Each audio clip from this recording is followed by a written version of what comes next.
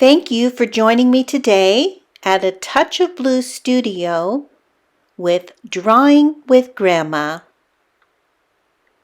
Today we are going to begin a new sketch in graphite pencil of a lamb who is sleeping on a rock near a cliff. And I actually have done this as a painting before, but I love to draw it because lambs are just such beautiful little animals. So you can see that I have placed the oval of the body, and I have to find the angle of that head and then place the head as an oval as well. So it takes a little bit of careful maneuvering of placing his head as it's resting on the rock. So they have very unique shaped heads, and the ears kind of lay flat. So I want to get that effect.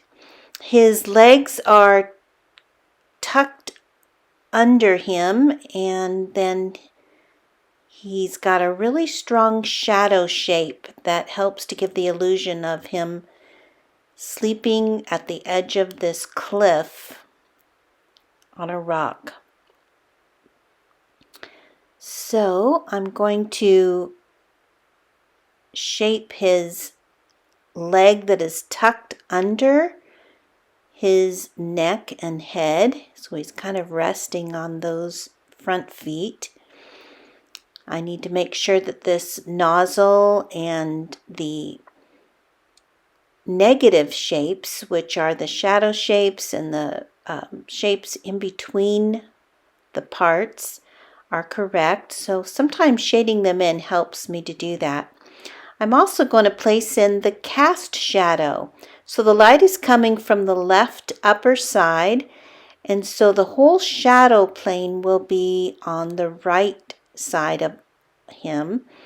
So I want to kind of create that first, and that helps to establish the value pattern in the whole drawing. There's a little cast shadow right as that leg is sticking out, and then in between those legs you'll see his little foot tucked in underneath his tummy there.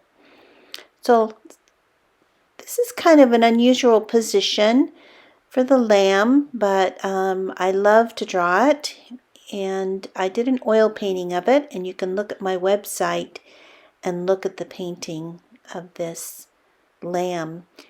In the painting, he's surrounded by thorny bushes and vines, and so I might draw a couple of those in tonight, but right now I'm going to focus on developing his form and the light and shadow structure of his little body. So since his tummy is hidden away from the light, I need to have strong shadow, but I still want to create some texture of the hairs on him. So I'm going to kind of use a little bit of line variation and a little bit of soft touch as I develop some of those darker tones. And while I do that, I want to shape and correct his head and any features that just need a little bit of touch-ups.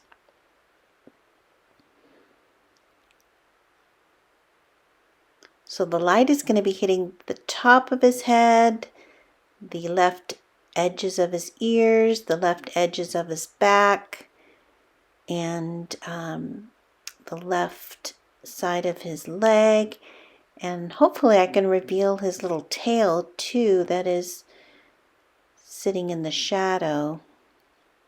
So you can see I've corrected that left side a little bit by whiting out or erasing out that cheek to reveal how the light is hitting that, and then structured that hidden foot.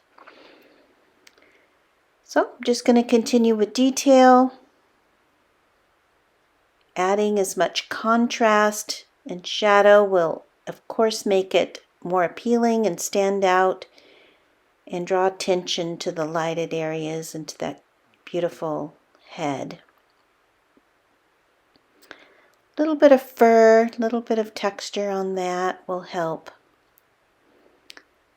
And of course I love to use the eraser as a drawing tool and to get some of the highlights out, and also to develop some of the hair that is sticking out from the shadows.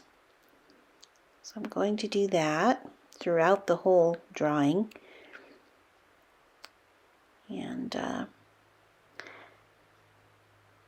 now I'm going to develop the cast shadow a little bit. I'm going to go a little darker as we are closest to him. Right where his leg touches that ground needs to be dark. And then there's a little bit of form to the rock that he's sitting on. There's some cracks in the rock. So we're going to develop the ground plane a little bit. And I think I'm going to block in the background really dark so that we can see a little bit of what's going on. But I might wait till after I draw in these thorny vines. So I'm going to put some right in front of him. And I want those to show up, so I'm going to erase, of course, the drawing else inside. I think I'll put another one in, and carefully placing them is important. So they have a shape of their own, but I want to include a couple of sharp thorns on each of those vines. Erase them out. On the painting that I did about 25 of these vines just wrapped around him. But here I think I'll just add 2 or 3 and let this remain as a rough sketch.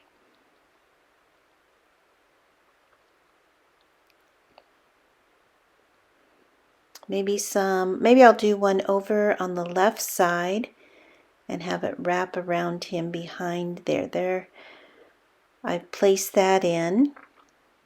And now I want to go in with my blending tool and just soften some of those shadows and see if I can get him to look a little bit more natural in his setting. Get rid of some of those real strong pencil lines. Create some form to those thorny vines. And it would be good if I added a little bit more texture to the rock, just so that it looks a little bit more interesting. But I think first I want to work on the details of his head, his eye placement, defining the ears and the hair, and then I'll decide if I want to add more to the ground. I don't want to outline too strongly because you want to use value to create the contrast and the final form. But a little bit of line here and there that stays does help with the definition.